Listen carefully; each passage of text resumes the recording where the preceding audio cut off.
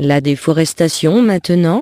C'est juste du business, entraîné par les grandes entreprises commerciales, et non pas les agriculteurs de subsistance, et nos stratégies pour réduire ce désastre devraient refléter cette réalité.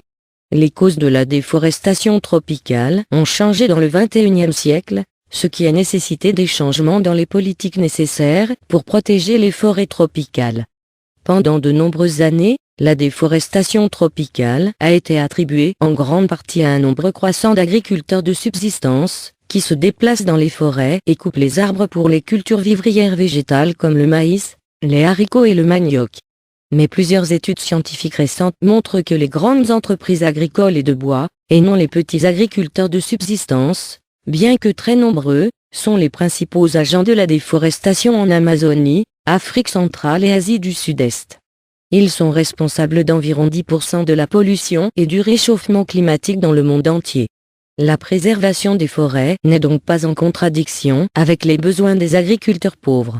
Cette nouvelle compréhension devrait guider ce que nous faisons pour protéger les forêts tropicales et prévenir ces effets catastrophiques, par exemple les changements climatiques, en changeant les pratiques des industries maintenant responsables de la plupart de la déforestation tropicale. Mais toutefois, la déforestation a nettement ralenti ces 10 dernières années, ce qui porte l'espoir d'un renouveau. La perte nette de forêts naturelles est passée de 8,5 millions d'hectares par an entre 1990 et 2000 à 6,6 millions d'hectares par an entre 2010 et 2015.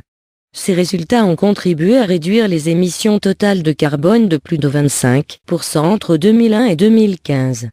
La baisse de la déforestation vient quand plus de bois que jamais est utilisé, comme la population mondiale est plus d'un tiers plus grande qu'elle ne l'était en 1990. Cela montre que les travaux d'aménagement forestier durable et que la volonté politique et des actions concrètes peuvent faire une différence.